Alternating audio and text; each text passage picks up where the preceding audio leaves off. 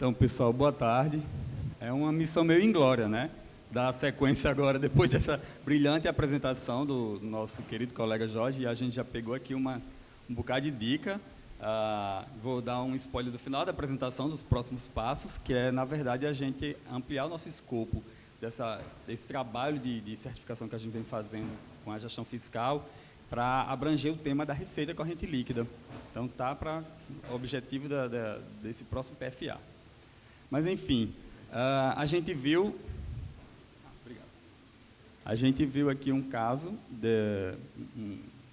prático de aplicação das normas, né? Na verdade, mesmo que você tenha identificado, Jorge, alguns aspectos de pontos de melhoria ainda, né, de implementação das normas, mas eu reputo, se a gente tivesse nesse nível, eu estaria muito feliz. Na verdade, o que a gente veio fazer aqui, quando a gente conversou, foi chamado para apresentar aqui esse estudo de caso do Rio Grande do Norte, é muito mais para a gente traçar uma reflexão acerca do tema gestão fiscal, de como os tribunais estão tratando esse tema, né, e da importância e da necessidade de se fazer um trabalho de certificação nesses demonstrativos também, né, e, consequentemente, a gente atingir a certificação também nas contas de governo, né? Então, a gente tem um trabalho, sim, de avaliação de fidedignidade e de integridade dos dados apresentados no relatório de gestão fiscal, mas de uma forma muito intuitiva. E aí, nesse aspecto, a gente já agradece a oportunidade de estar aqui nesse fórum apresentando esse trabalho, porque automaticamente nos fez rever todo o trabalho. Então, está sendo de trás para frente, né? A gente fez o trabalho de forma intuitiva, e agora a gente está revisitando tudo que a gente fez passo a passo, né, que a gente até conversou sobre isso, né, Cris, no fórum passado, para ver, o objetivo é a gente elaborar um programa de implementação da norma, aprimorando esses procedimentos de auditoria que a gente aplicou nesse trabalho de certificação de gestão fiscal, do relatório de gestão fiscal. Então, esse trabalho foi feito, e aí eu já vou dedicar essa apresentação aos meus nobres colegas Giuliane e Márcio Paiva, são os dois auditores de controle externo que conduziram esse trabalho. Eles, em 2017, eu fui convidado para dirigir o setor de fiscalização do governo do Estado, lá no Tribunal de Contas, e a gente não tinha um trabalho de acompanhamento da gestão fiscal, né? Também não faz parte das atribuições da diretoria esse controle concomitante desses atos de governo, né, digamos assim. E o cenário começa a se configurar, melhor dizendo. Qual foi o marco normativo? A gente assume a diretoria de administração direta, e aí eu vou contar assim, de forma bem à vontade, contar realmente um caso aqui para vocês. A gente assume a diretoria, e o que é que a gente encontra como marco normativo de desafio, né, para a formulação da nossa situação problema? A gente encontra a obrigatoriedade dos tribunais de fiscalizar, né, o cumprimento das normas de gestão fiscal, né, avaliando o cálculo de gasto com pessoal. É isso que o 59, seu parágrafo 2º, diz. No cenário amplo ainda, mas aí no âmbito dos tribunais de contas, a gente tem as resoluções da TRICOM A2 de 2014, que fala do controle concomitante, né, como instrumento de efetividade dos tribunais de contas, e menciona os indicadores de gestão fiscal, como norte de atuação nessa área de controle concomitante.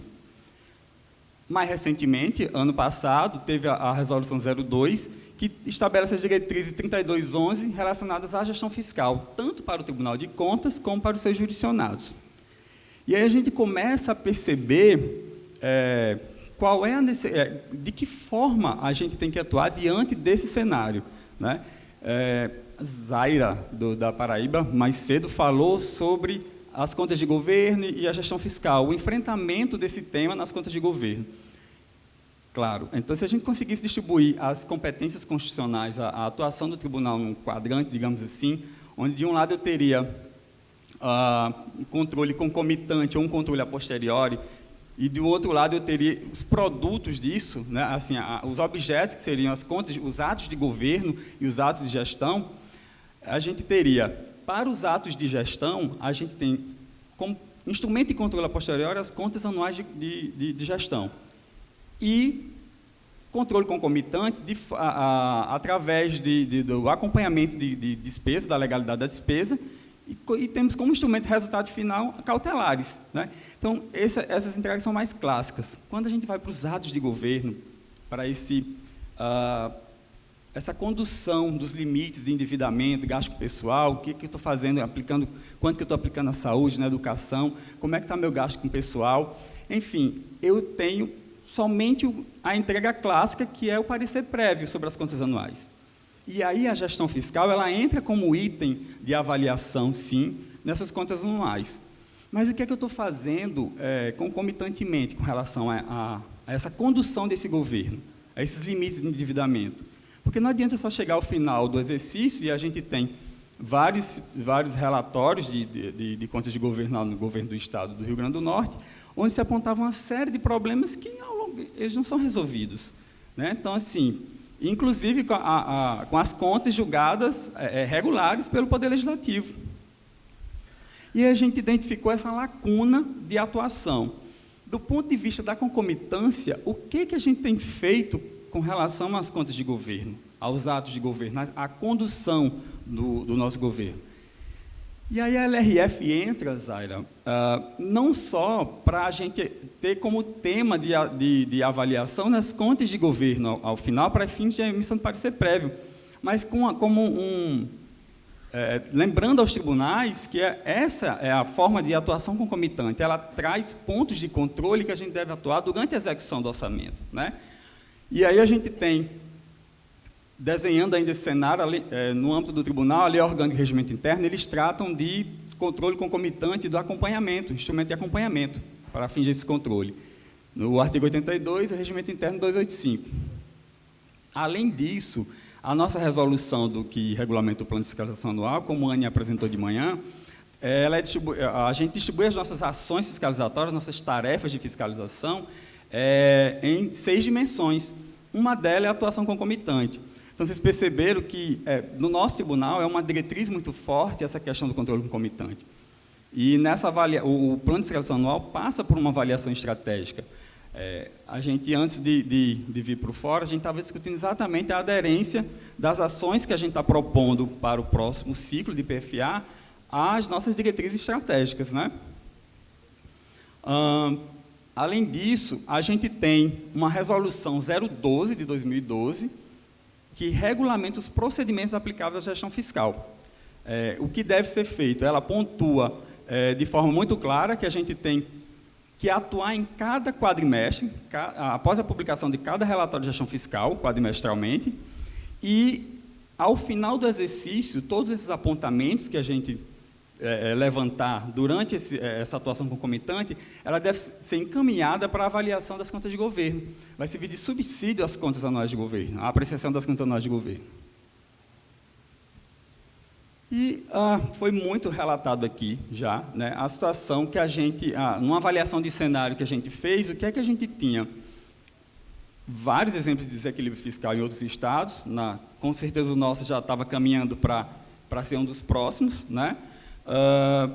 A imprensa noticiando cotidianamente problemas o Rio Grande do Norte ele não tem problemas de endividamento de longo prazo, né? Nossa margem de comprometimento é bastante razoável, mas a gente tem um problema de liquidez muito sério, né? Então, assim, a gente não honra o pagamento da folha, a gente tem problema com resto a pagar, né? Essa questão de não pagar os fornecedores, então é mais um problema de liquidez. Então, a gente tem um endividamento público crescente, problema com resto a pagar, de não honrar a folha, e uma fragilidade muito grande na transparência dessas contas, né? Então, até então, internamente, como é que o tribunal atuava? A gente atuava emitindo alertas, que de 2015 para 2016, esses alertas passaram a ser eletrônicos, então eles passaram a ser tempestivos, né? A gente alertava ainda a tempo de fazer alguma coisa durante o exercício.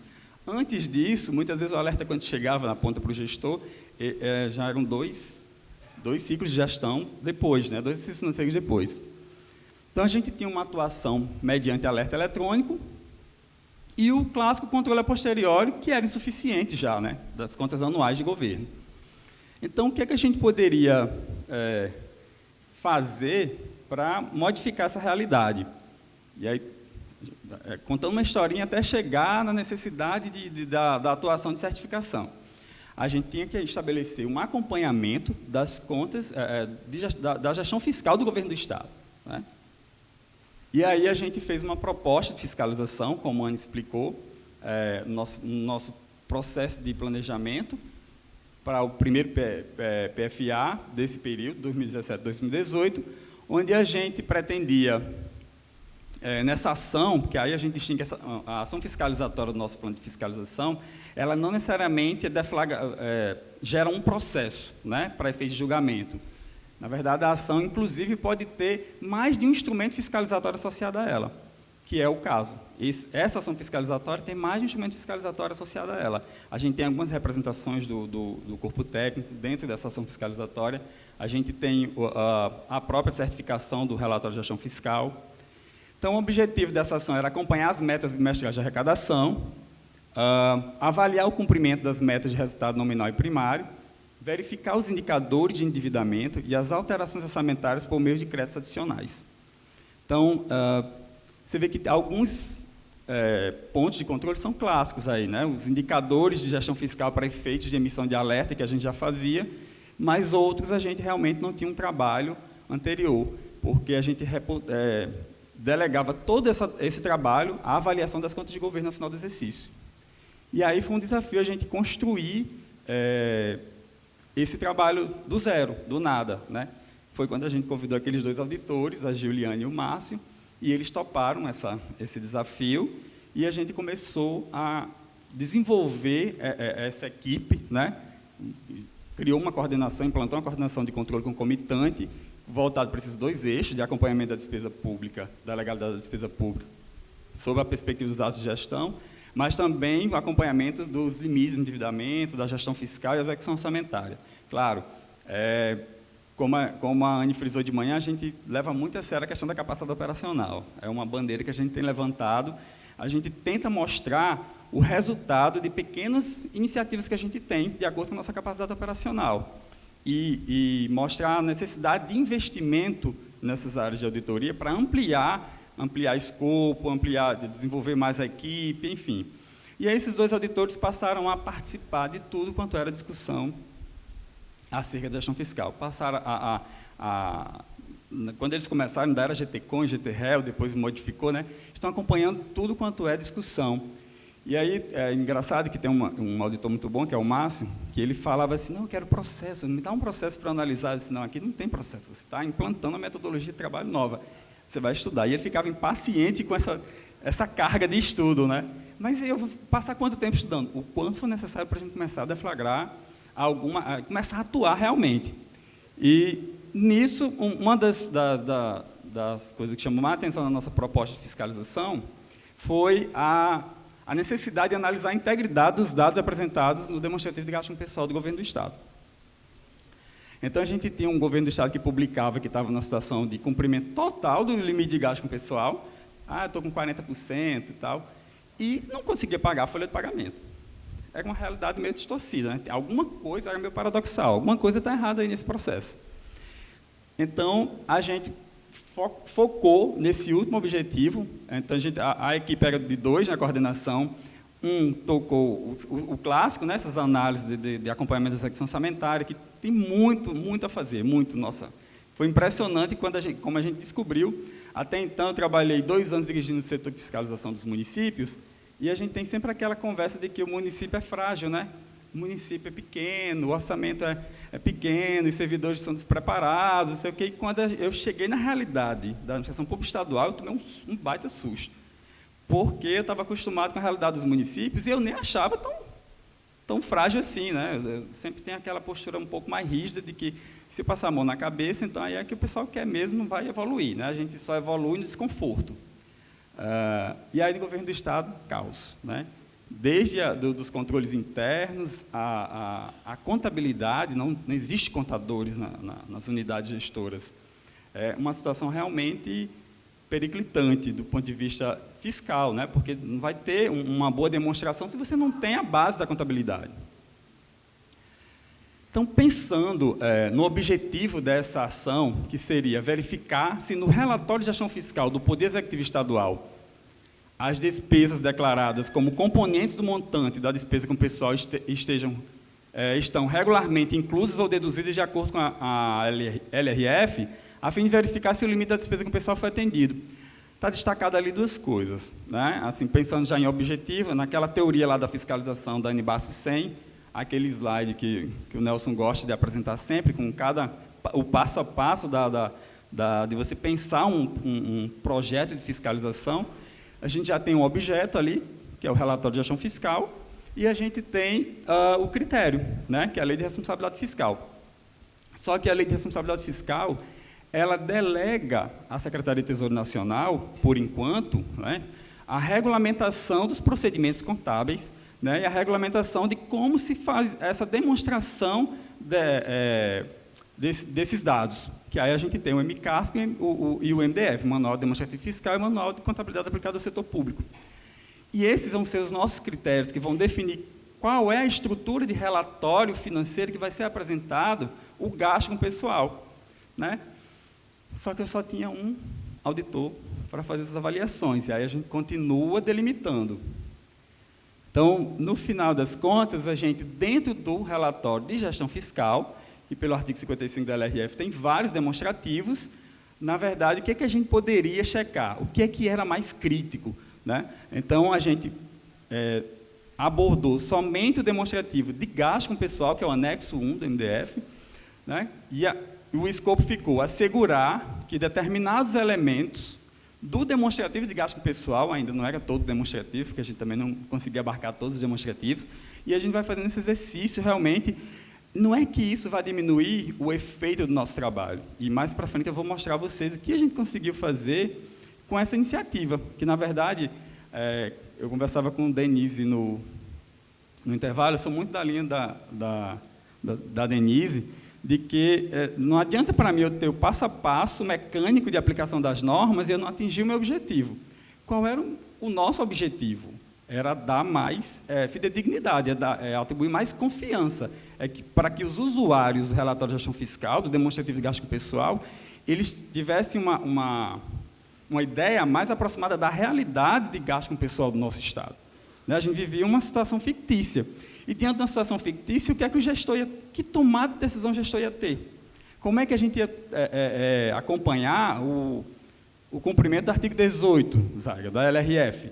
Né? Porque ele não tinha que fazer nada, ele não tinha que tomar nenhuma atitude para reconduzir o limite de gasto com o pessoal, porque ele demonstrava que estava cumprindo o limite.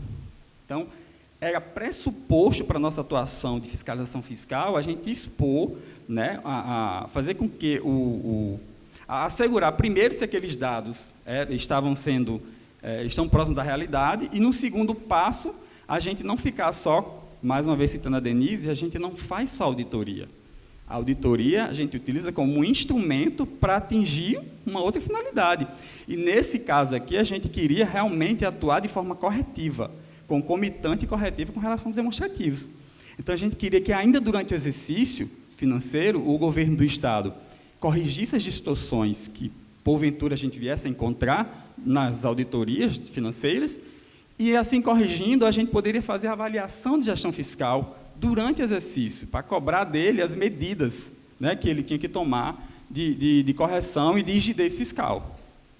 Então, a gente tem, inclusive, representações do Ministério Público do Estado, era comum, para que a gente fizesse auditoria nos relatórios de gestão fiscal, inclusive passados, né, de anos passados, porque eles tinham certeza que havia manobras contábeis, né, nos demonstrativos para poder não tomar as providências e cumprir as obrigações legais que ele tinha que tomar. A gente até chegou a receber algumas representações, né, e colocar, como a Anne disse, na fila de fiscalizações que a gente tem. Mas a gente entendeu que era muito mais importante a gente desenvolver uma metodologia de acompanhamento concomitante e dar a resposta atual do que a gente ir para o passado e fazer auditoria de certificação de demonstrativos de anos já passados, porque aquele erro estava se repetindo hoje, né? Então, a gente achou melhor não atuar, fechar esses possíveis processos de fiscalização de demonstrativos passados e desenvolver um modelo de atuação concomitante. Então, Agora, já pensando em delimitação da nossa atuação, saindo daquela ideia inicial somente do objetivo da auditoria, mas já agregando elementos de auditoria e já no primeiro passo do planejamento, que é aí uma peculiaridade do nosso planejamento, é quando a gente preenche uma proposta de fiscalização, lá no nosso PFA, e a gente já estava discutindo ali, que a gente viu, à luz do que a gente discutiu aqui, a gente precisa voltar e alterar algumas coisas na nossa proposta de fiscalização. A gente já passa a discutir escopo na própria proposta de fiscalização, entrando um pouco no planejamento já da auditoria. E aí o objetivo do RACON, né, que a gente está apelidando de RACON, mas, na verdade, RACON é o produto final da ação, a ação é de acompanhamento. No final, a gente tem um relatório de acompanhamento, né, da gestão fiscal, e o escopo dele passou a ser assegurar que determinados elementos do demonstrativo de gasto com pessoal dos relatórios de gestão fiscal do Poder Executivo, do Estado, né, relativos ao exercício financeiro de 2017, aí tudo que está marcado já são os elementos, né, que a gente foi identificando. As despesas declaradas como componentes do montante da despesa com pessoal estão inclusas ou deduzidas de acordo com o MDF, bem como os procedimentos contábeis aplicáveis à espécie elaborados pela STN, que aí a gente vai para a MCASP. Então, diante desse escopo, a gente, claro, sendo bem sincero, não pensou que a gente estava fazendo auditoria financeira. A gente foi no intuitivo mesmo. A gente estava querendo atingir um objetivo. Mas depois que a gente foi convidado para o fórum, né, quando a gente falou do que a gente tinha feito, então vocês fizeram a auditoria financeira e tal, não sei o que, então vamos apresentar esse caso no fórum. E aí a gente começou a debater com a equipe de fiscalização. E aí, todo dia, quando eu encontrava com o pessoal, e o que a gente fez? Mas isso aqui não era limitado, esse trabalho, a gente pode sustentar com a auditoria financeira e tal. Não, calma, vamos olhar direitinho. A gente começou a discutir a aplicação da norma de uma forma bem tranquila, de uma forma simples, sem muito rebuscar o processo, né? E a ideia é essa, de tirar os mitos. Né? Assim, eu não quero saber o que é difícil de fazer, eu quero saber a forma fácil de fazer e depois a gente documenta. Claro, tem uma série de melhorias a serem feitas, e a tua apresentação mostrou para a gente aqui um monte de... A gente fica só acendendo a lâmpada aqui, Jorge, que a gente pode melhorar, e vamos conversar um bocado. Quando a gente vai para a auditoria, para a NBASF 200, que trata da auditoria financeira, a gente destacou aqui somente dois pontos, né? dois enunciados. Ela já foi robustamente apresentada aqui por Nelson em termos de estrutura, de como ela está organizada. O Jorge passou muito bem por todos os conceitos da auditoria financeira, que bom. Né? E aí a gente destacou dois enunciados. O 4, que diz o seguinte: a auditoria financeira tem como foco determinar se a informação financeira de uma entidade é apresentada de acordo com o marco regulatório e a estrutura de relatório financeiro aplicável. Então, parece alguma coisa com o nosso objetivo, né? A gente queria ver se alguns demonstrativos que compõem o relatório de gestão fiscal, aliás, alguns elementos do demonstrativo que compõem o relatório de gestão fiscal, especificamente com gasto com pessoal, se eles tinham fidedignidade, né? Se eles eram íntegros. E aí a gente descreve na proposta de auditoria algo nesse sentido, avaliar a integridade dos dados de gasto com pessoal. E aí, quando a gente vai para o marco referencial, também da NBASF 200, que trata do objetivo, né, especificamente da auditoria financeira, estabelece mais uma vez que o objetivo da auditoria de demonstrações financeiras é aumentar o grau de confiança nas demonstrações por parte dos usuários previstos. Então, é exatamente isso que a gente queria, aumentar o grau de confiança naquela demonstração. Né? Então, a gente não acreditava que o gasto com pessoal era apenas de 40%. O objetivo era a gente ter confiança no que fosse apresentado. E aí a gente começou a desenhar os procedimentos. Né? Fizemos de forma simples. O que a gente fez? De forma bem límpida. A gente fez levantamentos de informações mediante solicitação de auditoria à Controladoria Geral do Estado, que é responsável pela elaboração do relatório de gestão fiscal, assina juntamente com o governador, né, por força da LRF, e algumas informações também na contabilidade geral, que é dentro da Controladoria Geral do Estado, e, especialmente, a gente passou a levantar as informações do próprio sistema financeiro do governo do Estado, que a gente imaginava que ia bater com o que eles levantaram, né?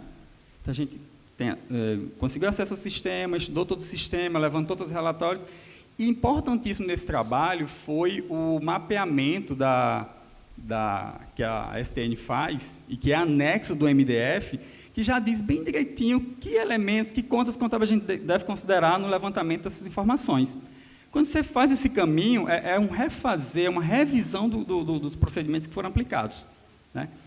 Da forma que eu estou descrevendo, parece que é bem fácil, bem simples, teve um trabalho manual danado, e um dos próximos passos, a oportunidade de melhoria que a gente identificou, é automatizar isso, coletando os dados diretamente do novo sistema, que é o CIGEF, que a gente já está recebendo os dados lá no tribunal. Então, vai encurtar muito o caminho. Então, a gente simplesmente refez o trabalho daqueles que estavam envolvidos nesses processos de trabalho, de levantamento dessas informações, né? Horas aprofundando um pouco mais. Por exemplo, a gente destacou aqui 5 achados que foram fundamentais para a nossa conclusão final. E aí, só lembrando, mais uma vez, que isso aqui não foi o único trabalho desenvolvido no âmbito do Racongov. Na verdade, a gente fez um recorte para dizer, dentro desse trabalho misto de fiscalização, que ora tem conformidade, ora tem um aspecto de auditoria financeira. Então, a gente fez o recorte, lembra da bolinha lá atrás? Somente na parte do assegurar a fidedignidade dos dados relativos a gasto com pessoal. Então, a gente fez esse caminho, refez esse caminho, que deveria ter sido feito pelo controle interno, no caso, né? A controladoria tinha a atribuição de elaborar o relatório, porque a contabilidade geral era dentro da controladoria. E aí a gente se deparou com algumas situações, né? Primeira coisa que a gente achou foi divergência no cômputo da despesa bruta com inativos. Divergência entre os valores contidos no demonstrativo de despesa com pessoal publicado e os contabilizados no sistema financeiro do Estado. Então, a gente fez exatamente a mesma conta, levantou todas as operações e todo o gasto de acordo com o mapeamento que a STN traz anexo ao seu manual, ao seu MDF, e a gente achou, no primeiro quadrimestre, uma divergência de 284 milhões, no segundo quadrimestre, 425, e no terceiro quadrimestre, 257. No primeiro quadrimestre, aí eu vou dar uma pausa. No primeiro quadrimestre, que a nossa resolução, que trata de gestão fiscal, ela estabelece um fluxo de trabalho, né? Então, a gente tem que atuar quadrimestralmente e, ao final, consolidar num único relatório que subsidia as contas anuais de governo. Esse primeiro foi o desbravamento, né? Então, a gente achou um monte de coisa. O que está reportado aqui é somente o que interessa aqui para o fórum, na parte de auditoria financeira, e aplicando de uma forma não sistematizada um critério de materialidade, aquelas reconstruções que a gente viu que não tinham uma repercussão muito forte, a gente deu esse corte. Sem um critério muito claro, muito objetivo. E aí, quando a gente, no primeiro quadrimestre, levantou essas situações, essas divergências, não conformidade com a estrutura do relatório que deveria ser apresentada, né, no relatório de gestão fiscal, segundo a STN, segundo o MDF e o MCASP, a gente já fez uma representação, né, e solicitou, né, sugeriu ao relator uma cautelar, determinando que aí é o extra, fora da auditoria, realizada a auditoria financeira, gente, entre aspas, tá? Realizado esse trabalho de certificação dos dados do relatório de gestão fiscal, a gente representou pedindo uma cautelar, sugerindo uma cautelar ao relator para correção não só do relatório, retificação do relatório de gestão fiscal, nos pontos que a gente achou essas não conformidades, e também imediata correção dos procedimentos contábeis que estavam sendo aplicados.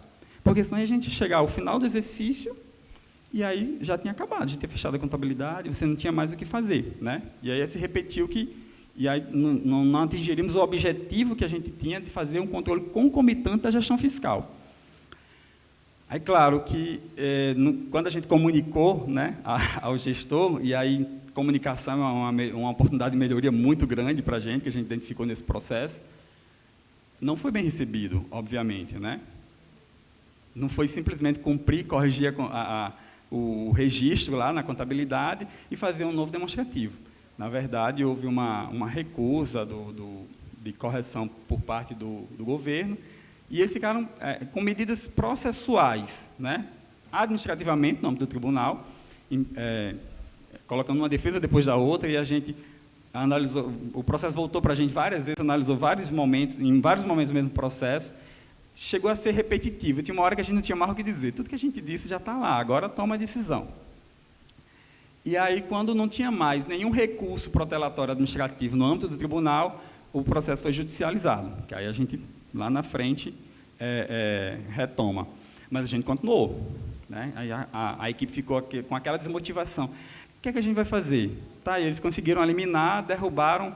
Assim, esqueci de dizer que a gente conseguiu uma cautelar, né? O relator determinou cautelarmente a correção dos registros e a retificação e a obrigatoriedade de retificação do relatório de gestão fiscal.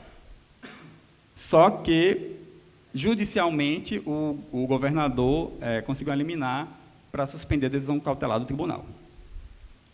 Então, o primeiro achado, que assim, foi o mais simples, a gente chegou na linhazinha lá do cômputo do gasto, né? O que é que entra para o gasto pessoal? Ativo, inativo, pensionistas. Nessa primeira linha dos inativos, a gente já reconstruiu e viu que eles não tinham colocado tudo que deveriam. E aí eu faço uma outra ressalva aqui, com relação ao critério. Em que pese eu falar que o critério é a lei de responsabilidade fiscal, que, por força da LRF, os manuais da STN de demonstrativos fiscais e de contabilidade, de procedimentos contábeis aplicados ao setor público, a gente tem algo que é transversal aí nesse critério, que supera os próprios critérios que a gente estava utilizando, que são consultas feitas ao nosso tribunal, né? E aí traz novamente o debate, aquele tema que a Zaira levantou, que o Genédio se pronunciou, né, da necessidade de harmonização dos conceitos nessa área de gestão fiscal.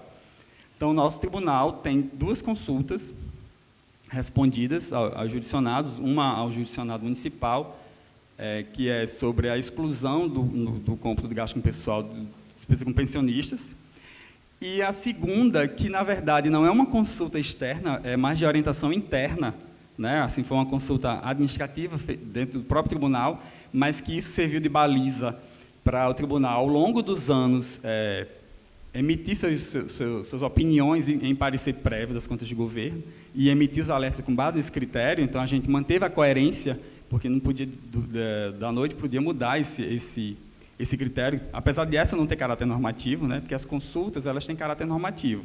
Então, elas vinculam a posição do auditor. Ela, ao interpretar a lei, ela estabelece o critério e o auditor fica vinculado. Por mais que a gente ressalve a nossa opinião, e que a gente não concorda com essa orientação, mas a gente tem que seguir e adotar isso como um critério formal. Então, a gente tem esse problema no meio de tudo isso, mas o que eu queria chamar a atenção para a reflexão é que isso não nos impede de fazer o trabalho de certificação. Isso só cria um critério que pode ser discutível, pode ser melhorado, e no âmbito nacional pode ser harmonizado entre todos os tribunais e a STN, mas não nos impede de fazer o trabalho de auditoria, que a gente tem que fazer, né? A gente só muda o critério.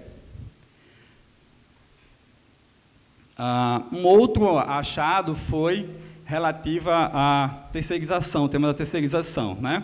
A contabilização indevida de despesa pública com contratação de pessoal decorrente de terceirização para atividade finalística, escapando assim do cálculo da despesa bruta com pessoal. Hein? Isaías também deu spoiler de manhã. Eu disse, não vai ficar nada para eu falar, eu sou o último a falar, Isaías está falando tudo, o Nelson fala a estrutura, Jorge apresenta o caso todo desenhadinho, todo documentado na norma, eu vou falar o quê? Aí eu sei o que é que eu vou falar, da ousadia que a gente teve de estabelecer uma metodologia de acompanhamento concomitante. Então, a gente é limitado, a extensão do nosso trabalho é limitada, a nossa capacidade operacional, mas, como eu costumo dizer, e a gente brinca em reuniões, né, Anne?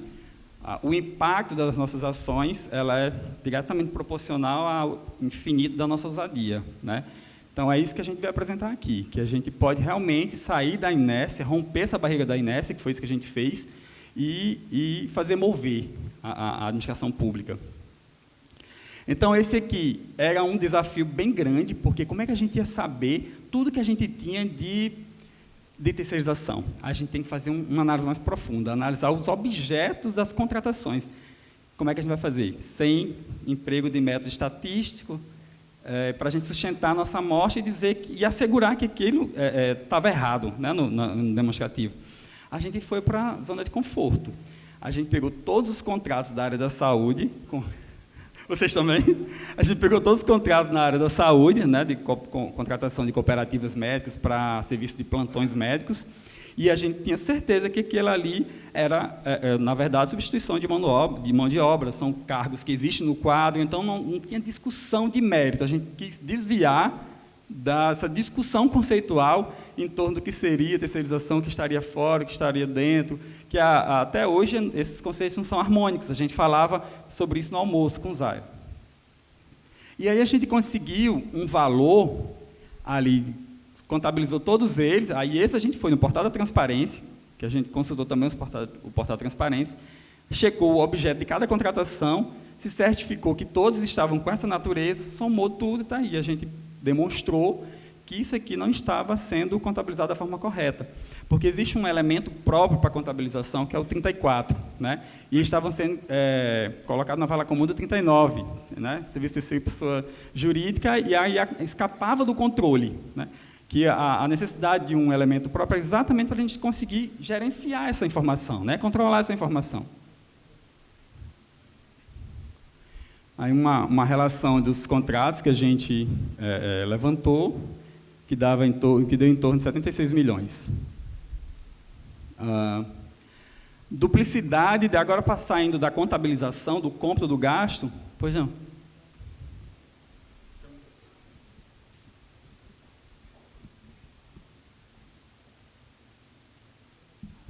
Vocês consideraram as despesas com atividade fim do pessoal de contrato de gestão? Que eu sei que Rio Grande do Norte tem um bocado de contrato de gestão, né, na área de saúde.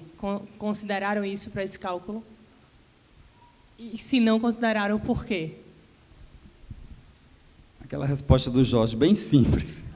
Zona de conforto. A gente, como eu disse, o critério que a gente utilizou foi a gente fugir da discussão de mérito, do que entrava e do que não entrava. Até porque a gente tem pontos, não é pacífica essa discussão ainda, né?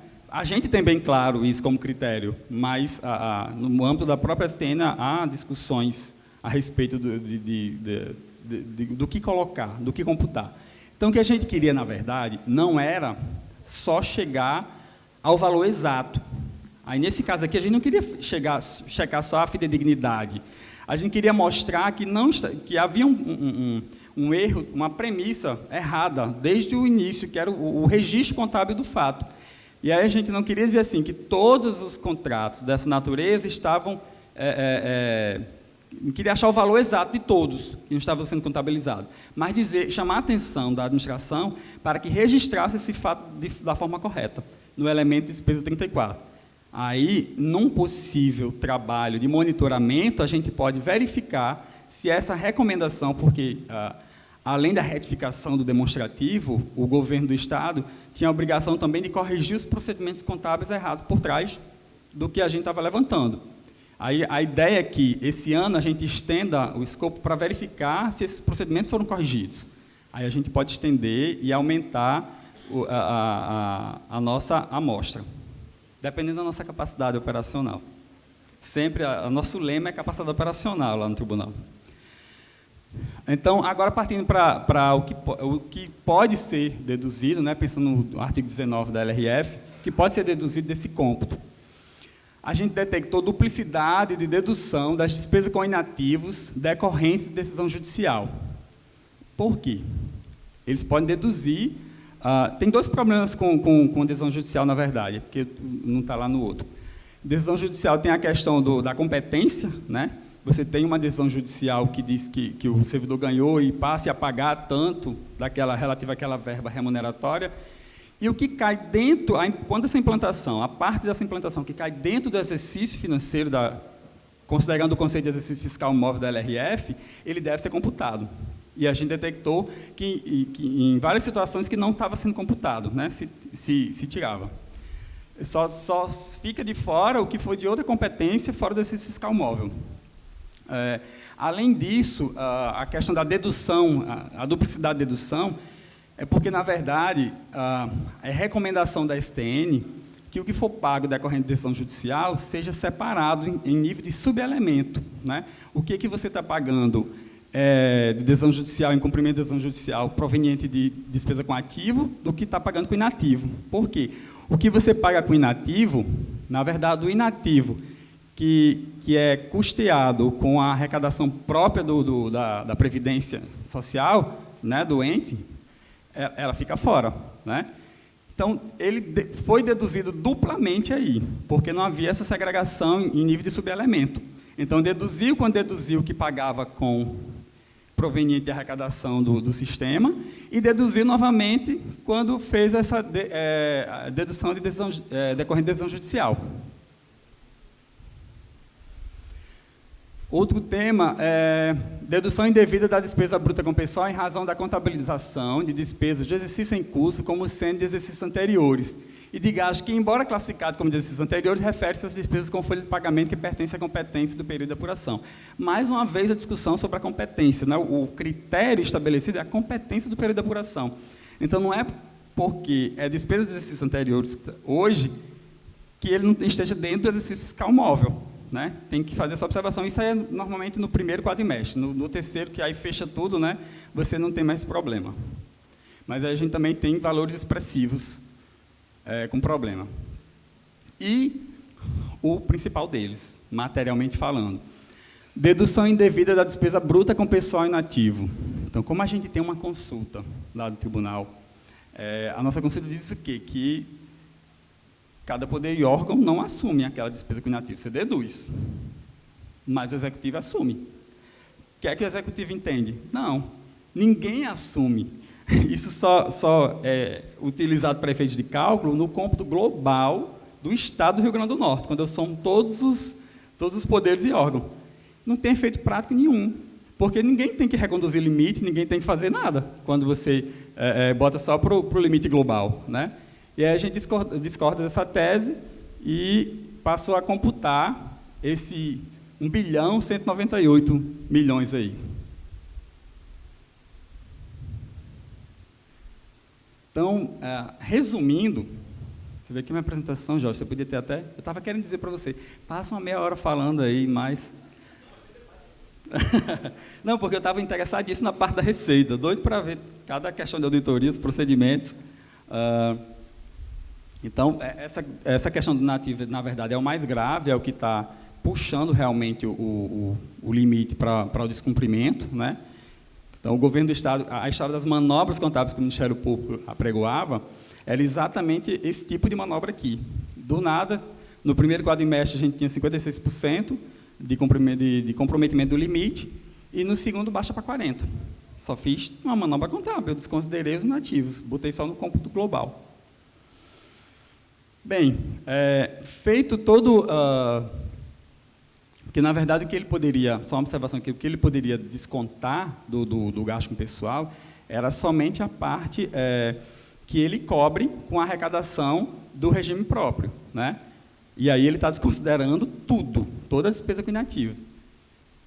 Não só a parte que ele cobre com a arrecadação do regime próprio. Então, conclusão, a gente tem uma situação publicada no terceiro quadrimestre de 2017, que é o espaço de tempo que a gente utilizou, a extensão dos procedimentos que a gente aplicou foi nesse período, de 41,23%, isso foi o que o Estado do Rio Grande do Norte, o Executivo, publicou, de comprometimento da receita corrente líquida com gasto pessoal, e a gente passa para 66,31%. Agora sim, isso só o Poder Executivo, e isso considerando um critério artificial, por assim dizer, respondido por consulta do Tribunal de Contas, que, na verdade, se o Tribunal diz não vai, por consulta, não vai entrar esse gasto aqui, ok, não entra para a auditoria. Mas essa despesa vai para onde? Está explicado, porque está quebra, né? Vai para onde? A gente não consegue varrer para debaixo do tapete. Uma hora estoura, e agora estourou. Agora não, desde de uns 2 anos atrás, que a gente vê nessa situação caótica lá das contas públicas. O fato é, a gente não vai ficar só olhando, né? A gente está se movendo assim, o próximo passo, no próximo ciclo de atuação, eu fico só adiantando, né? O próximo ciclo de atuação, a ideia é que a gente conseguiu demonstrar, assegurar que aquela situação não era verídica, né? E a gente conseguiu, saindo da auditoria financeira, a auditoria financeira provou que aquele dado não era verídico. Depois, a gente moveu por representação e conseguiu decisão para fazer publicar o correto e corrigir os procedimentos, né? Publicou o correto, pronto, agora publicou, agora a gente sabe, e ele não só publicou o que o tribunal mandou, que foi o objeto do primeiro relatório, como saiu publicando espontaneamente todos os outros, posteriores, o que a gente já ficou feliz, né? Porque a gente não precisou representar novamente, já tinha a certificação.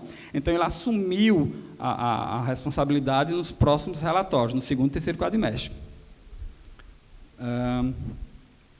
Então, aí a situação que a gente tem no terceiro quadrimestre de 2017, e, ao longo de todo o exercício, a gente constatou essa diferença aí. Percebe que do primeiro quadrimestre para o segundo quadrimestre, artificialmente, o governo toma uma medida para reduzir o gasto com pessoal e, artificialmente, ele passa de 56% para 40%. Somente com aquela postura, aquela interpretação de que a consulta também é para o executivo, mas a consulta é clara, apesar de ser interna, além de ser interna, a consulta é clara no sentido de que, na verdade, é somente para os poderes, os demais poderes. O executivo, que tem a gestão do regime próprio, deve incorporar.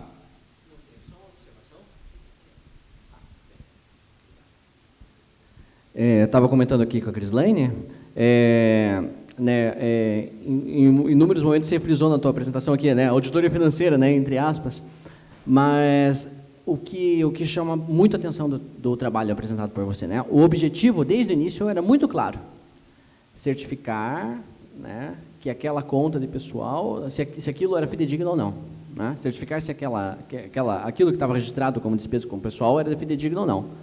Dado o teu objetivo, por mais que você não tenha inicialmente planejado fazer uma auditoria financeira, o objetivo levou você a fazer uma auditoria financeira, né? Não foi uma vontade inicial de fazer uma auditoria financeira que levou, que trouxe o resultado. Na verdade, foi um objetivo muito bem delimitado que chegou a esse tipo de e chegou no resultado pretendido, que era justamente assim, atestar a não fidedignidade disso e conseguir apurar até mesmo a diferença. Na verdade, o que nos moveu foi a essência do nosso trabalho de auditoria, né? A gente definiu o tipo de trabalho adequado de acordo com a demanda. A gente tinha dentro do instrumento RACON, né, de RACON Gov, que a gente acabou pegando esse apelido, na verdade é uma ação de acompanhamento, mas todo mundo se reporta ao produto. O RACON Gov, ele tem, dentre várias coisas, a necessidade de certificar o demonstrativo de gasto com pessoal, né?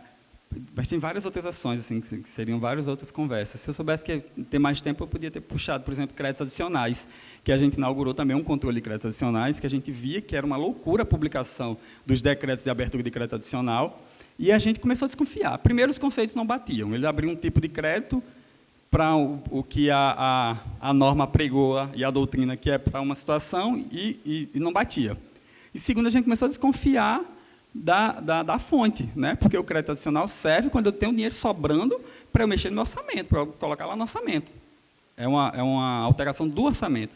Se eu tenho um problema de liquidez, se não me sobra dinheiro, como é que eu pratico tanto o crédito adicional? E isso chamou a atenção da gente.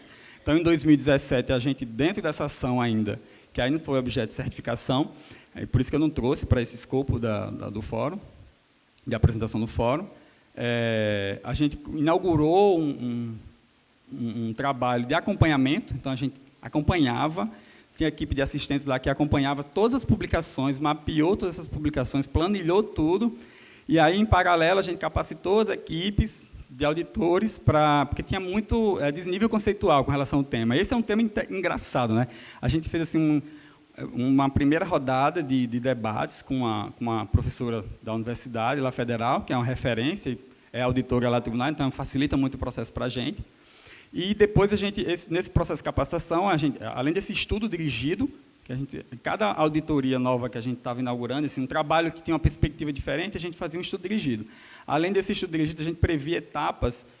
A equipe recebia a primeira carga de conhecimento, começava a desenvolver o trabalho e depois voltava, com reuniões de encontro com essa professora, para, como se fosse validar, teoricamente, os modelos que a gente estava apregoando de controle. Aí, no primeiro momento, a gente só conseguiu demonstrar, a gente não conseguiu concomitantes os créditos adicionais, só conseguiu demonstrar no relatório final, quando fechou o exercício, mas em 2018 a gente já avançou e já está fazendo realmente um controle concomitante, já está se pronunciando sobre os créditos adicionais nos relatórios parciais, né, do primeiro e segundo quadrimestre.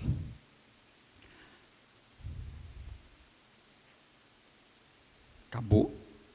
Opa!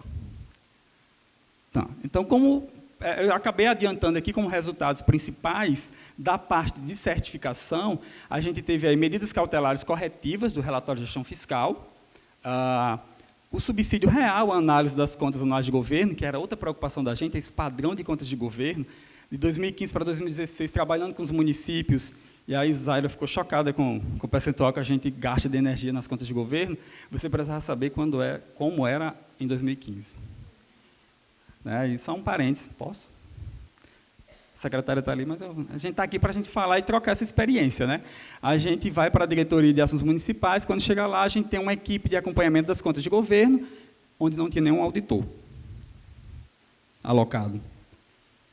Não, mas por que não tem auditor aqui? Não, é que nem a análise de contas de governo. Sim, aí que é para ter auditor, a gente aplica um instrumento de fiscalização, auditoria nas contas de governo, no objeto de contas de governo, e o resultado dessa auditoria, esse relatório, vai servir de subsídio para a emissão do parecer prévio. Né? Aí comecei a receber as primeiras peças para controle de qualidade. Eu boto sempre aspas, porque a gente é bem rígido na nossa avaliação lá no tribunal, se não é um procedimento que é sistematizado, que é normatizado, que tem algo mais padronizado, a gente não considera que a gente tem, a gente está no processo. Controle de qualidade é um. Então, nesse trabalho do Racongolf, por exemplo, eu atuei como supervisor dessa equipe e a gente bate muito na questão das evidências. Né? O pessoal constrói a questão, aí levanta as evidências, e na hora de reportar o achado, não necessariamente bate. Aí a gente faz aquela análise de prova da tese. É bem um trabalho de pesquisa acadêmica, eu acho o paralelo com a pesquisa acadêmica perfeito. E a gente tem um controle de qualidade, mas não de forma sistematizada. E aí, quando chegaram os primeiros relatórios para mim, que eu não conseguia entender, aí eu disse, ou estou muito ruim, ou o trabalho está muito ruim, vamos fazer um levantamento, um diagnóstico dessa situação. De fato, a gente começou a perceber as causas. Era uma atividade que realmente não tinha auditores alocados a essa atividade, tinha servidores que nem eram no tribunal, assim, com vínculo precário, cedidos, comissionados, sendo bem sincero aqui com vocês. E a gente percebeu isso, né? A gente teve essa sensibilidade de atuar, era um tema crítico, e na primeira oportunidade que teve de devolução de servidores, que não era do tribunal, a gente botou essa lista na leva, assim, com o coração apertado, o lado humano grita, mas o lado profissional tem que ser o que prevalece nesse momento de julgamento e de tomada de decisão. E aí a gente ficou, Zaira, uns 6 meses sem servidor alocado a essa atividade. Até que a gente desse posse dos auditores concursados, e aí uma decisão administrativa bem interessante, que gerou muito ciúme entre as unidades técnicas do tribunal, mas foi muito importante, foi a alocação de todos esses servidores que foram nomeados, que não foram muitos não, parece até que eu estou falando de 50, né? Meia dúzia. Mas todos foram alocados nessa unidade técnica para fazer essa atividade de contas de governo. E aí a gente começou, mesmo assim, eu tinha auditores novos, temas novos e um padrão de análise. E a gente recebia papel, vários demonstrativos em papel. E aí a gente sentou, pegou um auditor de TI com um auditor que conhecia das regras de negócio, um contador, e os dois ficaram 6 meses sentados, trabalhando em conjunto, construindo o modelo. Aí a gente desenvolveu um modelo de coleta de contas anuais de governo eletrônico. A gente revisitou todos os demonstrativos contábeis, né, os clássicos e os revisitados pela STN, né, fez toda essa discussão teórica, elaborou os modelos, desenvolveu a ferramenta tecnológica, tudo no âmbito da unidade técnica. Quando estava tudo pronto, a gente levou para a unidade de TI implantar o sistema, né? Isso é o modelo. Aí a gente acha que está tão avançado que a gente ouve aqui, né, que a gente só tem tantos por cento e fica triste. Mas, de fato, a gente sabe que a gente precisa investir mais nessa ação, mas a gente vem num trabalho, e aí por isso, Anne, que me permita a defesa, a complementação da defesa, mas a gente vem num trabalho de construção de 2015 para cá, a gente evoluiu no modelo de coleta, a gente está trabalhando modelos de análise automatizadas. O grande desafio é a construção de padrões, e por isso que a gente anseia tanto, Nelson, um pedido assim em público, né, na frente de todo mundo, anseia tanto por essa ação de padronização, que eu sei que corre em paralelo com o IEGE, com o IEGM, nasceu junto, né, porque a ideia é que a gente agregue, além da avaliação clássica de controles, a avaliação de indicadores de desempenho, seja de processo, seja de resultado.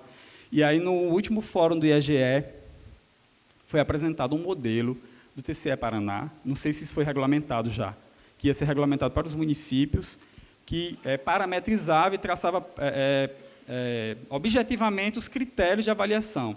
Se você obedecer a quadrante 1 e 2, que trata de limites e de indicadores, você tem uma aprovação, um parecer pela aprovação, algo mais ou menos nesse sentido. E a gente está muito ansioso por isso, porque a gente está com um projeto de modernização das contas de governo do Estado. Como o Anne falou de manhã, a gente evoluiu nas contas do município, mas o Estado a gente recebe papel. E o modelo de avaliação dessas contas é pior ainda, é a comissão de assessoramento do relator. Então, a gente recebe e tem 60 dias para fazer um trabalho, né? Então, nosso desafio aqui com o Racongov é inaugurar também um controle dessas contas, no que tange ao que a gente tem de limitação de competência para fazer, que é o acompanhamento da gestão fiscal. Esses demais itens a gente não consegue acompanhar, não está sob nossa atribuição ainda. Mas a gente está revendo esse modelo. Então, quando a gente terminou o exercício 2017, a gente tinha um relatório consolidado da gestão fiscal e com N propostas de encaminhamento que a gente mandou esse relatório para o relator das contas de governo. E aí a gente abre um parênteses que a gente teve muito espaço para debate. O relator das contas de governo chamou a equipe da direção e perguntou, e disse, olha, eu quero modernizar, o que é que vocês podem fazer para modernizar? Aí a gente teve realmente um espaço bacana de atuação. O compromisso da auto-administração é fundamental nesses processos de evolução, né, dos nossos modelos. E aí a gente tinha um capítulo praticamente pronto da avaliação das contas de governo, no que tange a gestão fiscal. Além disso, em decorrência desse trabalho, desse RACON, também foi sugerida a apuração de responsabilidade por infração administrativa fiscal prevista na 10.028, porque aí ficou configurado, sim, que o gestor realmente não, por exemplo, não tomou um dos itens lá. Ele não realizou nenhuma medida para conduzir o limite de gasto com pessoal à situação regular, porque ele estava se preocupado em maquiar esses dados, e não em fazer a gestão, né, e não em governar, que era o que ele deveria estar fazendo.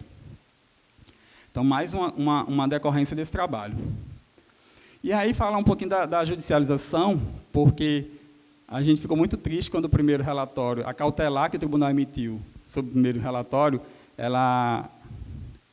o governo conseguiu eliminar e suspendeu a nossa decisão cautelar, né, em primeiro grau de jurisdição. Mas, quando foi para o Tribunal de Justiça, e aí a nossa consultoria jurídica fez um trabalho muito interessante de defesa, né, pegou o memorial, passou em todos os gabinetes no tribunal, e é importantíssima a atuação da consultoria jurídica, porque se a gente faz trabalhos excelentes, modéstia à parte, sim, mas iniciativas excelentes, melhor dizendo, da auditoria, se acabam só na discussão judicial. E era isso que estava acontecendo. Aí a nossa consultoria jurídica atuou fortemente, com memoriais descritivos, explicando no gabinete de cada desembargador, e o que a gente conseguiu foi, em nível de Tribunal de Justiça, reverter a situação e, mais, reconhecendo as nossas teses, né? Porque o governo alegava que o tema gestão fiscal era tema de contas de governo, e, por isso, só quem poderia apreciar, julgar, era a Assembleia. Na verdade, o que a gente sustentava, e por isso que eu me preocupei quando eu vi o debate aqui de manhã sobre gestão fiscal, contas de governo, eu digo, opa, gestão fiscal é objeto de controle concomitante. Essa é a nossa forma de estabelecer controle concomitante sobre atos de governo, né? E controle concomitante requer o quê como medida? Cautelar. Claro, o resultado é reportado e deve ser servir de subsídio para a análise das contas anuais. Mas, na verdade, o grande mote da LRF é exatamente o controle concomitante. É lá que tem controle concomitante em contas de atos de governo. E aí, para a nossa felicidade, os desembargadores reconhecem exatamente isso. Análise concomitante da gestão fiscal, cujos relatórios são publicados por quadrimestre, que não se confunde com o exame das contas anuais de governo, possibilidade do exercício de fiscalização sobre a gestão fiscal, desde necessidade de submissão dessa matéria específica ao crivo da Assembleia Legislativa, medida administrativa adotada pelo Pleno do TCRN. Então, a gente não só conseguiu reverter a situação, como a gente fortaleceu a tese do controle concomitante da competência exclusiva, porque a LRF estabelece a competência exclusiva para os tribunais de contas nesse momento. Nenhuma outra pessoa tem. Então, a gente é órgão auxiliar técnico, em alguns momentos, mas a gente tem competências constitucionais próprias, né? Que a gente não pode deixar isso passar, né? Em complemento à Constituição, a gente tem a Lei de Responsabilidade Fiscal. Essas são oportunidades de atuação, né? Aquele que você falou agora mais cedo. A gente tem que atuar, diante dessa situação, a gente tem que atuar, porque isso só fortalece a nossa atuação e a gente responde aquele tipo de artigo que foi tão debatido aqui nesse fórum, né? Além dessa repercussão de judicialização, a gente destacou também aqui uma matéria do valor econômico sobre a atuação dos tribunais diante desse caos fiscal, né? E aí o Rio Grande do Norte está citado expressamente, né? No Rio Grande do Norte diz o secretário do Tesouro Nacional que depois que passou a adotar a metodologia da Secretaria do Tesouro Nacional, o gasto com pessoal pulou para 72%. Na verdade, a gente gostou do destaque, né, da referência, mas tem uma correçãozinha aí para ser feita. A gente não utilizou como critério da auditoria a posição da STN sempre, né? O que faz pular o gasto com pessoal para 72% é exatamente o conceito sobre o gasto com inativo, que a gente usou o critério da consulta do tribunal. Na verdade, a gente certificou que o gasto é 66%, não 72%. Né? Mas, de verdade, a gente usou como critério o MDF e MCASP, né? Quase sempre, com essa pendênciazinha. Só para deixar claro isso aí, mas a gente agradece o registro, claro, né? Oi.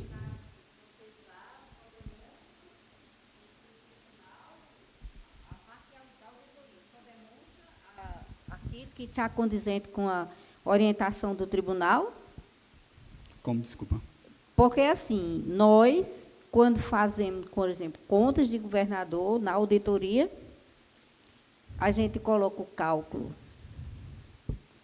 Os dois. Os três. Os três. O que vem do RGF, o que realmente devia ser pelas orientações da Secretaria do Tesouro Nacional, e o que fica depois do Tribunal de Contas, e aplicar os pareceres do Tribunal de Contas. Tá.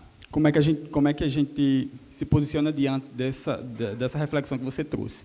Até então, o governo do Estado, até 2017, o governo do Estado publicava 2 relatórios de gestão fiscal. Um de acordo com a Secretaria de Tesouro Nacional, os critérios da Secretaria de Tesouro Nacional, e um de acordo com o critério da consulta do tribunal com relação a gasto com pessoal, que eram 2 realidades. Como assim? Cadê a confiança na demonstração da condução de uma situação financeira, do resultado financeiro do Estado, quanto àquele tema, né? Aí, numa reunião, Secretaria de Tesouro Nacional, representantes do governo do Estado e Tribunal de Contas, ocorrida em 2017, no Tribunal de Contas do Estado, a equipe da Secretaria de Tesouro Nacional responde claramente, nessa reunião técnica que a gente fez, que só existe uma posição para o Estado, para o ente, é a posição do Tribunal de Contas. Por mais que as normas de contabilidade sejam atribuídas à Secretaria de Tesouro Nacional, na verdade, como eu disse, o critério de auditoria ele fica afastado diante de uma consulta, porque a consulta tem caráter normativo, vincula não só o jurisdicionado, mas também o auditor. Então, a gente registra o entendimento diferente e a existência desse entendimento, que a gente registra o porquê, a gente está limitado ali a não utilizar o critério da Secretaria de Tesouro Nacional, porque a gente tem aquela consulta. E aí isso fica claro no relatório. No relatório, a gente fica tudo reportado. É isso mesmo. Fica. Como a gente também faz, né? Pronto. Deixa claro no relatório. Isso. Não, isso a gente deixa claro. Então, a gente já se encaminhando aqui para o final, como próximos passos com relação a essa ação, a gente tem, logicamente, primeira ação é aprimorar o procedimento de certificação do relatório de gestão fiscal a partir do emprego da NBASF 200, né, relativo à auditoria financeira. E aí a gente já identificou, numa primeira apresentação, a gente colocou aqui tudo que a gente identificou de não conformidade com a norma. Aí, como ficou muito extenso, a gente achou melhor não apresentar, deixar isso como um documento interno, dar o foco ao que realmente precisava ser focado, essa reflexão sobre a nossa possibilidade de atuação fazendo auditoria financeira, mesmo que não tão preocupado mecanicamente com a norma, preocupado com a norma, mas não mecanicamente. Gostei muito dessa reflexão do Denise e vou levar como contribuição do fórum. Até porque quando os tribunais tradicionalmente sempre fizeram auditoria de conformidade, né? E a gente segue a NBASF nas auditorias de conformidade? Não, mas a gente nunca deixou de fazer. Por que a gente não faz auditoria financeira, então? Que mito é esse? Essa pergunta que eu me faço. Essa pergunta que eu faço para a equipe. Por que vocês têm tanto medo de sustentar que faz auditoria financeira? Eu preciso ir para um fórum, sozinho não, que minha secretária está ali. Eu preciso ir para um fórum, sustentar perante todos os tribunais que a gente realizou um trabalho de auditoria financeira sem adesão à NBASF, mas a gente realizou um trabalho de auditoria financeira e o grande ganho de tudo isso é a reflexão sobre a adequação do tipo da estratégia de fiscalização que a gente desenvolve de acordo com cada demanda, de acordo com cada objeto. Não adianta fazer auditoria operacional numa circunstância como essa. Eu precisava realmente de auditoria financeira, né? Porque a auditoria operacional é uma coisa tal. De fato, sou fã de auditoria operacional, mas não cabia. A demanda não era de auditoria operacional. Como as demais demandas de acompanhamento de gestão fiscal, foi necessário um trabalho de auditoria de conformidade. Reforçando, né? O mais importante é termos o objetivo muito bem definido. Tendo o objetivo muito bem definido, nós vamos atrás dos princípios que são adequados para executar aquele tipo de trabalho demandado, né? Seja ele de auditoria financeira, operacional, de conformidade, né? O mais importante é o objetivo claro e definido, né? Como é o caso do trabalho que vocês desenvolveram. Sim, duas coisas que a gente já faz em termos de controle de qualidade. Muito forte essa questão, a presença desse controle com relação à definição de estratégia de fiscalização. O debate é muito bom. Essa estratégia de fiscalização para esse objeto aqui, ela é adequada, né? Claro que a gente não acerta 100%, as pesquisas acadêmicas também não conseguem chegar a um resultado, às vezes. A ideia é que a gente tenha essa preocupação. Então, nesse primeiro momento, definição da estratégia, né, da fiscalização, que tipo de fiscalização, que tipo de atuação a gente tem, às vezes nem é uma fiscalização. Diante de uma situação, problema levantada, muitas vezes a gente tem outras estratégias de atuação que não fiscalizatórias. E aí a gente vai compor outros planos do tribunal. Por exemplo, o nosso plano diretor, que aí entra a parte de inovação, que a gente precisa desenvolver para atender aquela demanda, que a gente não tem ainda, né? Aí a inovação. A gente tem 2 planos no nosso planejamento. O plano de fiscalização anual, que é a nossa atuação finalística, e o plano diretor, que aí esse é bienal. Nesse outro plano, a gente identifica todas as ações que a gente precisa desenvolver, que a gente não tem ainda, né? Modelos que a gente não tem, por exemplo, contas de governo eletrônica, ela entrou no plano diretor, né? Essa reavaliação do modelo das contas do governo do Estado é objeto do plano diretor, é a parte de inovação. Então, nem tudo que a gente diagnostica merece uma fiscalização ou uma atuação fiscalizatória. Muitas vezes é ação de capacitação, muitas vezes é desenvolvimento de modelos, de sistemas, enfim.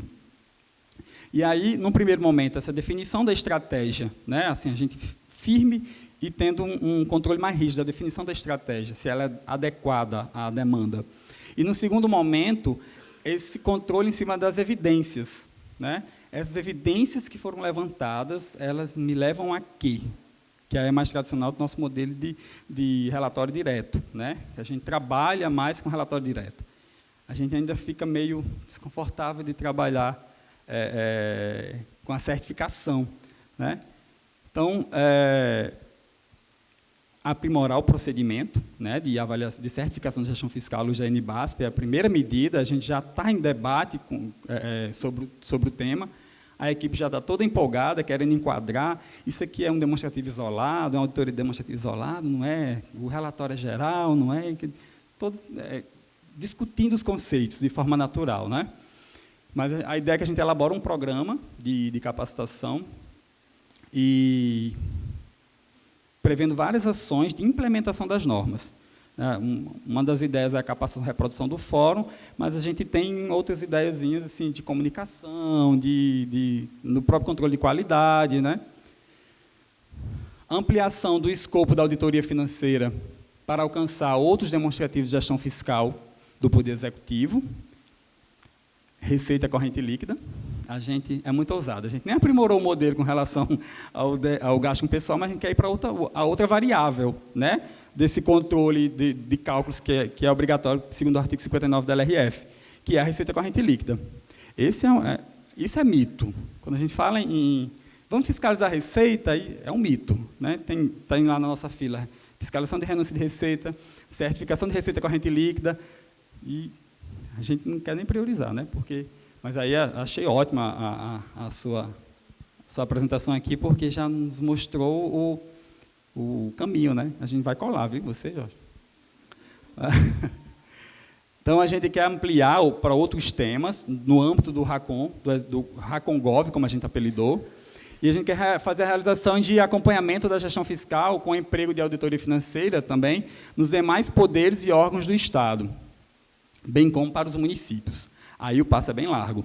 Com relação aos demais poderes e órgãos do Estado, a gente já está com o RACON-Jude, já tem um irmãozinho do RACON-Gov. A gente tem uma ação lá de monitoramento de um acordo, de um TAG com o Tribunal de Justiça. Foi detectado também problemas no próprio Tribunal de Justiça de cumprimento, de incorporação do gasto decorrente, de pessoal decorrente de cumprimento de decisão judicial, no próprio Poder Judiciário, engraçado, né? Aí foi feito um TAG e, recentemente, o próprio TJ nos provocou para rever os termos do TAG para que ele pudesse nomear, conseguisse limite de gasto em pessoal para pudesse nomear novos juízes. E aí, motivado por essa provocação do TJ, a gente resolveu atualizar. Certinho, bem muito. A gente resolveu atualizar a situação de gasto com o pessoal do TJ. Aí abriu também um RACON-Gov, eu tinha até uns documentos para abrir aí, mas já levantou ali o sinal. Já é uma realidade a ampliação, motivado por essa alteração do PFA para monitorar o cumprimento do TAG, a gente resolveu abrir um acompanhamento da gestão fiscal do Poder Judiciário. Para os municípios, aí o modelo tem que ser bem estudado, assim, o desafio é bem maior, né? Porque são 167 municípios, perfis diferentes, volumes orçamentários diferentes, aí a gente tem que pensar em redução de escopo, mais ainda, né? E a gente não tem acesso aos sistemas, é outra estratégia totalmente diferente. Só usa da ideia, mas, na verdade, a gente tem que rever toda a estratégia para os municípios. E, ligado a tudo isso, e motivado pelos fóruns de auditoria, pela discussão em torno da auditoria financeira, a Secretaria de Controle Externo do Tribunal resolveu implementar uma coordenação de métodos e qualidade, CEMEC. Tá?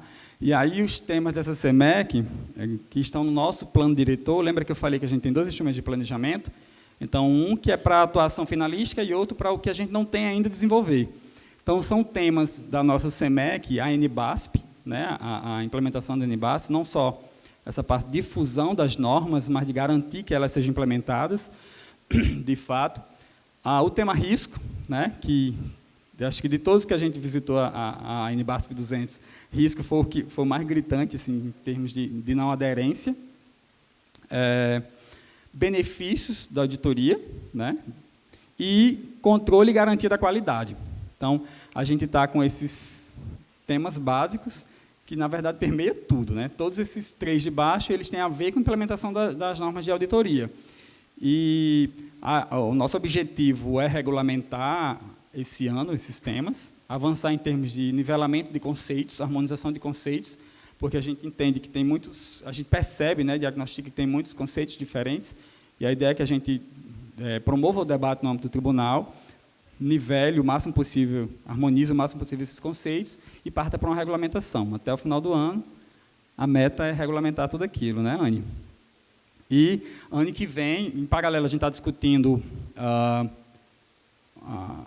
a implementação de o desenvolvimento de um sistema de auditoria, sistema de TI, que a gente pegou o sistema de Pernambuco e está fazendo uma customização para o nosso tribunal. E aí, com avaliação também de aderência à NBASP. Então, ano que vem, a ideia é que a gente implemente o que a gente regulamentar esse ano. E esses fóruns, aí, eu só tenho a agradecer, desde o começo, esses fóruns têm sido um fator motivador muito grande para nós auditores lá no tribunal, porque é um palco, né, para a gente, onde a gente debate norma de auditoria. E debatendo norma de auditoria, na verdade, a gente debate a essência da auditoria, né? O como deve ser feito. Um monte de dúvidas que a gente surge quando a gente está elaborando uma proposta de fiscalização, quando a gente está desenvolvendo uma estratégia, que estratégia a gente adotar diante desse objeto, surge exatamente pela falta de acompanhar esses padrões. Na verdade, se a gente tivesse esse olhar nesses padrões, se a gente debatesse, estudasse, o que quer dizer esse enunciado? Cada um entende de uma forma diferente, né? Essas traduções, às vezes, geram esse tipo de problema. Mas o fato é, o debate faz com que a gente promova um amadurecimento, né? Então, tudo que a gente está discutindo ali passa pela necessidade de uma norma que está lá desenhada, questão de metodologia, e se a gente seguir esse passo a passo, é menos doído. O problema é que a gente não pode tratar isso e olhar o tema como um mito, mais uma vez, como a auditoria financeira, por exemplo. A auditoria financeira é mito, não é mito. Norma de auditoria também não é mito, né? É uma ferramenta, é um auxílio, né? E se você usa a norma sem dizer que está cobrando a norma, né? Mas a regra é tipo assim, olha, como é que, diante da dúvida de um auditor de como fazer determinada coisa, né? Você pode fazer assim, como orientação e tal, não precisa dar nomes. Perfeita a sua colocação, Denise, eu não gosto de dar nomes. Eu sei que é necessário em algum momento para a gente classificar, categorizar, estabelecer padrões, regulamentar, mas o grande lance que eu acho, né, com relação às normas também é a gente tratar sem se preocupar muito com esses rótulos, né, mas, na verdade, pensar como soluções. Diante disso aqui, onde é que eu vou buscar a solução? Eu vou lá consultar a norma, sem muito estardalhaço, né, e aí a gente vai e indica a solução. Foi interessante a primeira experiência, eu acho que a Anne já relatou, né, de manhã, de replicar o fórum de auditoria no âmbito interno, e eu aconselho a vocês, porque, na verdade, a gente move todos os auditores do nosso fórum que a gente replicou. A gente saiu com uma carta com recomendações feitas pelos próprios auditores do tribunal para a Secretaria de Controle Externo considerar no plano diretor dela que ações ela teria que promover a fim de implementar as normas de auditoria. Então, tem uma legitimidade, um envolvimento, um compromisso dos auditores. Não fica aquela coisa da secretaria impondo padrões, impondo, né? Não, a secretaria está absorvendo as demandas dos auditores e está respondendo com ações concretas. Então, isso foi muito interessante do nosso fórum. O primeiro fórum foi um sucesso, assim, a gente não esperava tanto, né? E o segundo, na verdade, a gente está no desafio aí, o que é que a gente vai fazer, que modelo a gente vai fazer. Vamos reinventar para poder replicar esse debate tão rico, que aí, assim, eu percebi nitidamente como foi. Assim, a gente teve uma curva de aprendizado do primeiro para o segundo fórum, né? Assim, o debate foi aprimorado, a participação foi melhorada, e a ideia, eu acredito que a tendência é que a gente chegue no último, né, tinindo. Então, a gente replica os fóruns e aconselho que vocês repliquem também, claro, com a estratégia que cada um puder fazer, né? Não precisa ser um fórum de auditoria com palestra, com cursos, mas o que vocês puderem fazer para promover o debate, né, dos auditores sobre o tema é bem interessante. E é isso, pessoal, estou à disposição. Na verdade, a gente veio de forma bem humilde apresentar uma ideia que a gente teve, né, e que a gente executou e que a gente obteve resultados, né? Independente desse rigor, eu sei que o objetivo era fazer esse paralelo, avaliar essa adesão às normas. A gente avaliou e sabe que não está com aderência às normas, tá? Mas a essência do trabalho da auditoria financeira está aqui. A gente queria mostrar esse espírito, essa essência, né? E mostrar que a gente consegue, com humildade mesmo, né? Tentando somente atingir os objetivos que a gente desenha, a gente consegue realmente romper essa barreira da inércia. Obrigado, a gente está à disposição aí para qualquer discussão.